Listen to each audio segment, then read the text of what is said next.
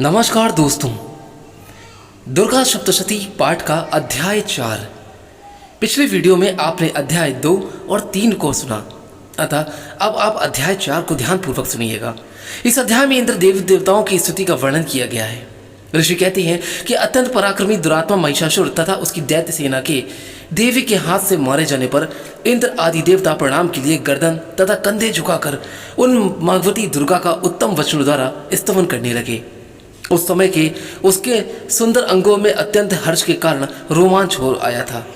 देवता बोले कि संपूर्ण देवताओं की शक्ति का समुदाय ही जिनका स्वरूप है तथा जिन देवी ने अपनी शक्ति से संपूर्ण जगत को व्याप्त कर रखा है, समस्त देवताओं और महर्षियों की पूजनी उन जगदम्बा को हम भक्तिपूर्वक नमस्कार करते हैं।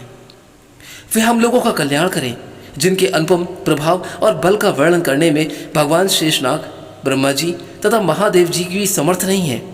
वे भगवती चंडिका संपूर्ण जगत का पालन एवं अशुभ भय का नाश करने का विचार करें। जो पुण्य आत्माओं के घरों में स्वयं ही लक्ष्मी रूप से, पापियों के यहाँ दरिद्रता रूप से, शुद्ध अंतकरण वाले पुरुषों के हृदय में बुद्धि रूप से, सत्पुरुषों में श्रद्धा रूप से तथा कुलीन मनुष्यों में लज्जा रूप से निवास करती है, उन भगवती दुर्गा को हम नमस्कार करते हैं। देवी, आप संपूर्ण विश्व का पालन कीजिए। देवी, आपके इस अचिंत रूप का असुरों का नाश करने वाले भारी पराक्रम का तथा समस्त देवताओं और दैत्यों के समक्ष युद्ध में प्रकट हुए आपके अद्भुत चरित्रों का हम किस प्रकार वर्णन करें। आप संपूर्ण जगत की उत्पत्ति के में कारण हैं। आप में सद्गुण, रजोगुण और तमोगुण, ये तीनों गुण मौजूद हैं, तो भी दोषों के साथ आपका संसर्ग नहीं जान पड़ता। भगवान विष्णु और महादेव जी आदि देवता भी आपका पार नहीं पाते हैं। आपका ही सबका आश्रय है। यह समस्त जगत आपका अंशभूत है, क्योंकि आप सबकी आदिभूत अवकृत्या पराक्रम प्रगति ही देवी हैं। हे देवी, संपूर्ण यज्ञों में जिनके उच्चारण से सब देवता तृप्ति लाभ करते हैं, वह स्वाहा आप ही हैं। इसके अतिरिक्त आप पितरों की भी तृप्ति का कारण हैं, अतएव सब लोग आपको स्वतः भी कहते हैं। हे देवी, जो मोक्ष की प्राप्ति का साधन है, अचिंत्य महाव्रत स्वरूपा है, समस्त दोषों से रहित, जितेंद्रिय, तत्व से ही सार वस्तु मानने वाले तथा मोक्ष की अभिलाषा रखने वाले मुनिजन जिनका अभ्यास करते हैं, वह भगवती पराविद्या आप ही हैं। आप शब्द स्वरूपा हैं। अत्यंत निर्मल ऋग्वेद, यजुर्वेद तथा उद्दिग्ध के मनोहर पदों के पाठ से युक्त सामवेद का भी आधार आप ही हैं। आप देवी त्रयी अर्थात तीनों वेद और भगवती छयों ऐश्वर्य से युक्त आप ही हैं। इस विश्व की उत्पत्ति एवं पालन के लिए आप ही वार्ता अर्थात खेती एवं आजीविका के रूप में प्रकट हुई हैं। आप संपूर्ण जगत की घोर पीड़ा का नाश करने वाली हैं। हे देवी, जिससे समस्त शास्त्रों के सार का ज्ञान होता है, वह मेधाशक्ति आप में ही है। दुर्गम भवसागर से पार उतारने वाली नौका रूप दुर्गा देवी भी आप ही हैं। आपकी कहीं भी आसक्ति नहीं है। कैटव के शत्रु भगवान विष्णु के वक्ष स्थल में एकमात्र निवास करने वाली भगवती लक्ष्मी तथा भगवान चंद्रशेखर द्वारा सम्मानित गौरी देवी भी आप ही हैं।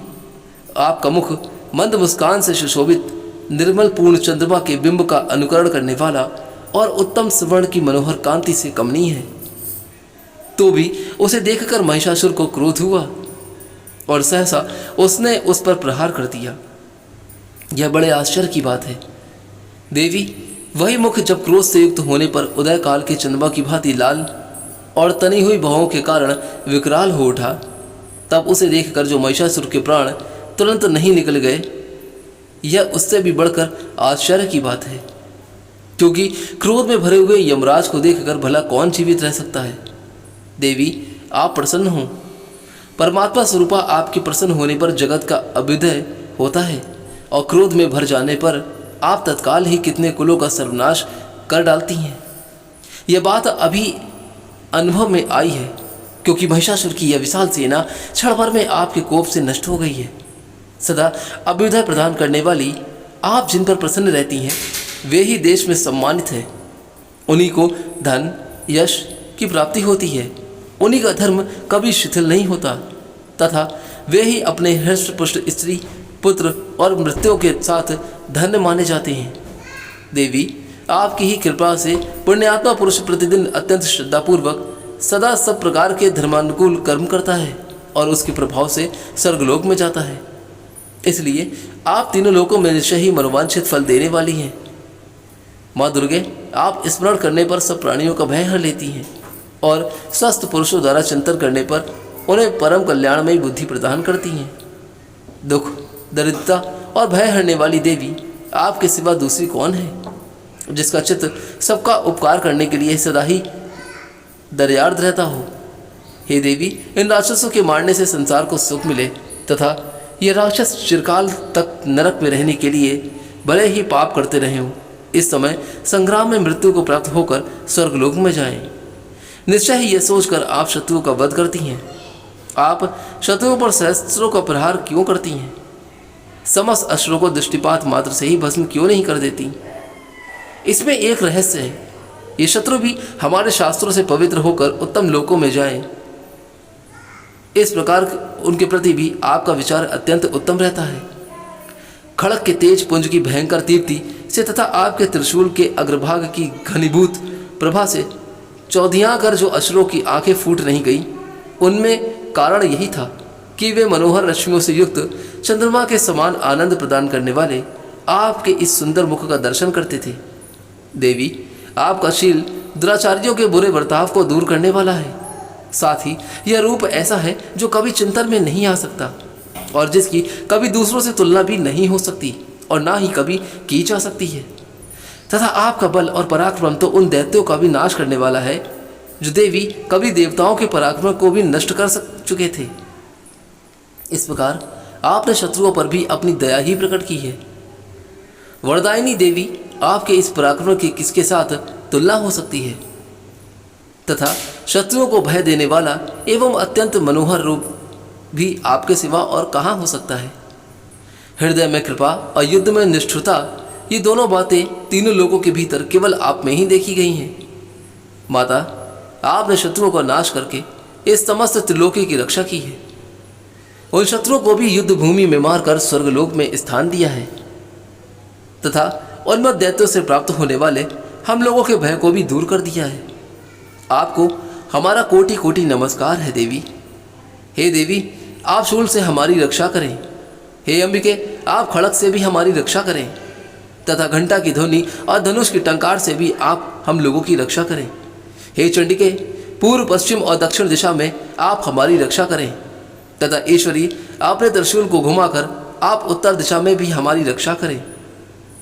तीनों लोकों में आपके जो परम एवं सुंदर आनंद अत्यंत भयंकर रूप विचरते रहते हैं, उनके द्वारा भी आप हमारी तथा इस भूलोक की रक्षा करें।